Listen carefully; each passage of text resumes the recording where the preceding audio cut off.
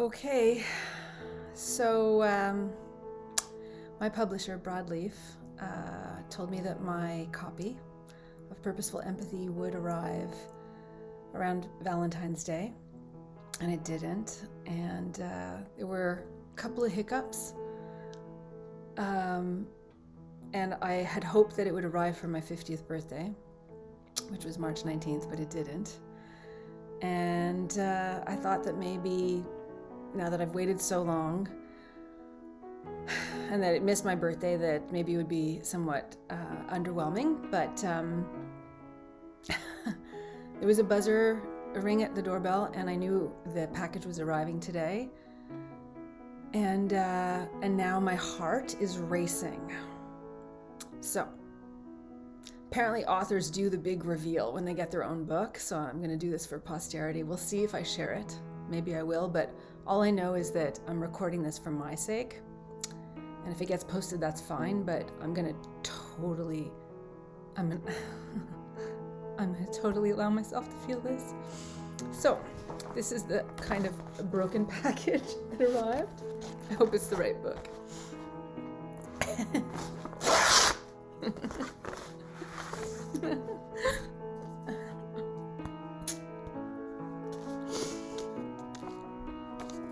Oh man, God, that does feel good.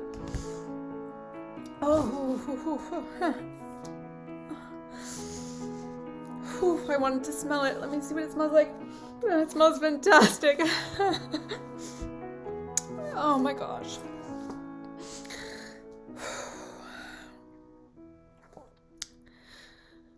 Wow. All of a sudden I feel like I should give like some kind of Oscar speech that if you believe in your dreams, one day they can come true. Just don't give up. You know, it's funny because this journey started the same year that I finished my PhD in 2011. So it's been a dozen years actually. And a man that I write about that I admire very much, John Wood, had written his own book called Why I Left Microsoft to Change the World. And he had worked with an agent, and he introduced me to her. And I knew nothing, nothing about the publishing industry. And so she asked me some questions, and I answered very naively. In retrospect, I'm like, what was I thinking? I should have at least Googled what to do when you have an agent that might be interested. Anyways, she wrote back and she said, you don't have a platform and your book sounds still too academic for like my lane. And I think she was being like very, very kind and courteous, given that she just published a book with John. I didn't let up. So like a couple years later, I had a website and I changed the description, and I understood now that there was like a thing called a proposal, which I worked hard on, and she took a pass. And it wasn't until years later that I think I sent a third version that she also took a pass on. And I was in Georgia during COVID at the time.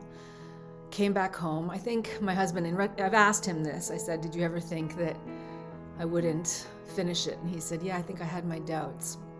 And he's always been super supportive of me. So I guess, maybe because he's known me ever since we've met, like close to 10 years ago, I've been writing my book. And then through like this really amazing bit of fairy dust, one person led me to another person, led me to another person. So I was invited to give a talk at the Global Shapers Conference where Michael Ventura was speaking. He's the author of Applied Empathy, and I really liked his book. And I said to the organizers that I would change my travel plans to Toronto, where I was beginning the fellowship with the International Women's Forum. I would change my itinerary to stay in Montreal and present at the conference if he confirmed, which he did. And we got to spend a couple of hours together in the green room, and I adore him. And he offered to help by, taking my proposal and sharing it with somebody in New York that he knows that's in the publishing world, David Maldauer. And he told me straight up what I needed to change. And I did it. I just listened, even though I'd for years been updating my my proposal, I finally just said, okay, whatever he says, I'm going to do. And the first agent that he sent it to took a pass, but the second agent that saw it was interested, Tom Miller. And we were on a call, and I was in Morocco, and I did some research this time, and it turns out that when an agent is talking to an author, that they're also in sales pitch mode, which was very strange. He asked me if the title, which at the time was The Empath Strike Back, whether I was married to that idea. And I said no. Anyways, took a while because of COVID and everything that went along with that for us to finally get a good, solid proposal together. And he sent it out to, 20 or so publishers, and 3 were interested in it. Went to an auction, and I chose Broadleaf Books and worked with a fabulous editor named Lisa Kloskin. And all along, friends of mine, caring friends of mine, friends that really had my back, were like, why don't you self-publish? You could self-publish. And I just knew that if I pursued the path of getting it published with a traditional publisher, traditional in the sense of not self-publishing or hybrid, but an authentic book publisher, that I would learn a lot. And learn a lot, I did. I learned so much. I learned so much about the craft and the art and the heavy lifting of writing, what a good editor does, what a good agent does, and then the marketing and sales team and the design and everybody along the way. I just felt like I was completely supported through this process. So with that, what I want to do is hold up my book again, and now I'm going to look at it again. Look at my book that I wrote. Every single word. Well, except for the quotes and except for the foreword with Dr. Eunice. I'm grateful to Dr. Eunice for doing this for me. I'm going to read the dedication, and then I'm going to read the acknowledgements, and then I'll call this a day. So I'm sensing that I'm going to have to do like a short form and a long form of this video, because I have no idea how long it's going. Oh, wow, 8 minutes. Okay.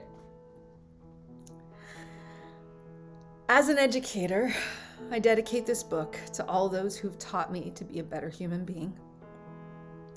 My mom, who taught me about kindness. My dad, who taught me about courage. My sisters, who taught me about resilience. Jules, Deb, Sue, and Care, who taught me about friendship. Tulio, who taught me about generosity. Bruno, who taught me about self-awareness. Jim, who taught me to believe in myself. All my students who taught me about co-creation. Georgi, who taught me that dreams come true. And Annika, who taught me that miracles happen. Excuse me. Ooh, this is fun. This is a lot of fun. This was so much fun to wait and do this. I'm so glad I'm doing this. So, first, a land acknowledgement. This book was written on the traditional land of the Kanyan Kehaka, which has long served as a site of meeting and exchange among First Nations. I am grateful to the many generations of stewardship, and I support all efforts to nurture a relationship with Indigenous peoples based on respect, trust, empathy, and cooperation that advance truth, reconciliation, and justice. And now my personal acknowledgements.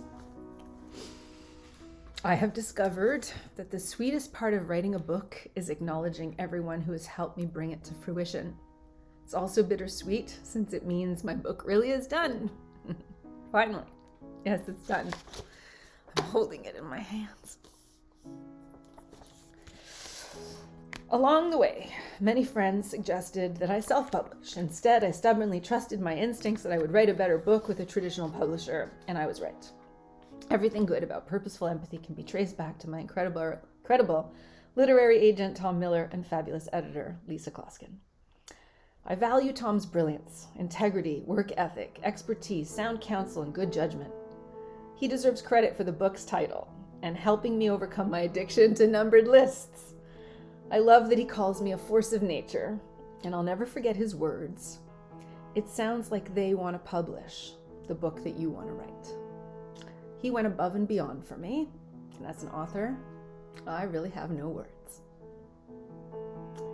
A huge thanks to Lisa, who understood and respected my vision from the very start and gave me the perfect blend of light touch and substantive editorial feedback along the way.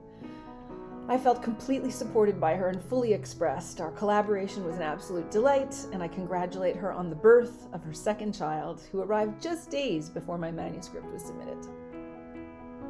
Working with the entire Broadleaf team has been a pleasure. In particular, I want to thank James Kegley for designing my gorgeous book cover. I love this cover. I love it. I love it. And Adrian Ingram and Pete Feely, as well as the whole sales and marketing group. Yes, indeed. I'm also grateful for the magical way that Purposeful Empathy came to be. Thank you, John Wood and Bonnie Solo, Len Bloom, Laura Corrales, Michael Ventura, and David Moldauer for being my book angels. Special shout out to Mitch Joel, who not only welcomed me into his Write and Rant community, but gave me confidence and encouragement by suggesting that I use this line in my proposal. What Brené Brown did for vulnerability, Anita Novak will do for empathy. I will always appreciate the incredible advising and coaching and mentoring and healing that I receive from the following professionals and friends: Simone Hanchett, Adam Halpert, Zaman Nasir, Bianca Uot, Mila Craig, Gail Golden, Brett House, and Brenda Kiesel.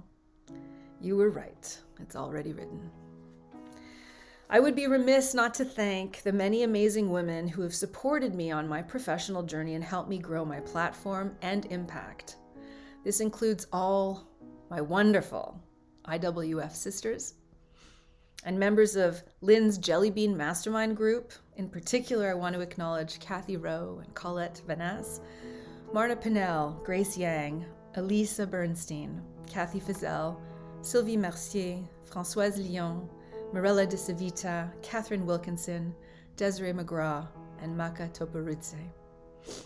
I'm deeply indebted to the dedicated group of alumni who have become part of Team Purposeful Empathy, especially Lena Dieudonné, Hila Khan Ajaksai, Chloe Aboud, Sinthura Chandra Mohan, Kayla Lafreniere, Kat Karkner, Sashka Ayavanyan, and David Svariani. Thanks also to Dimitri Yang, Brandon Pellegrini, Morgan Davis, Mao Armand, Corentin, Jane Rowe, Jessica Shao, and Boyan Francuz. I owe an ongoing debt of gratitude to all the original interviewees of my PhD, as well as everyone who has accepted my invitation for interviews for this book or my podcast and YouTube series. Thank you to the Summers family, the Fortin family, the Shorefast Foundation, the Jeanne Sauvé Foundation, the Governor General Leadership Conference, and the International Women's Forum, my PVM studio partners, Karen Yanis and Michael Colson, my personal board of advisors, and all my McGill students and alum who have given me so much encouragement over the years. Thanks also to 3 inspiring authors who helped me become a member of that special tribe. Stephen Pressfield, who helped me slay my resistance and turn pro. Elizabeth Gilbert, who imbued me with fierce trust in my capacity to create. And Brené Brown, who reminded me that vulnerability, like empathy, is a superpower. A heaping dose of bless yous to my best friend Julie Kavanaugh, who helped me spiritually and psychologically through this decade-long journey. And Tulio Sidrasky, who has been an unwavering friend and mentor, despite how long it's taken me to get here. Finally, I want to thank my family in Tbilisi, Montreal and Toronto. I'm especially grateful to my beautiful daughter, Anita, who cheered me on through kindergarten. But most of all, to the amazing man who is my husband, Georgi. You are my anchor, my sounding board, my soft place to land, and my partner. You've listened to every single word I read aloud, time and again, and held down the fort for our family, giving me the time and space that I needed to make this dream come true. Ay Lulu, Mesheni Zalian Madileri Va. That's it, folks. Read the book. Some really great people have written fantastic testimonials. I hope you enjoy the book as much as I enjoyed writing it. I hope it provokes you. I hope it inspires you. I hope you see it as an invitation to turn up the volume of empathy in your life. The world needs more empathy. We need more empathy. What are you waiting for?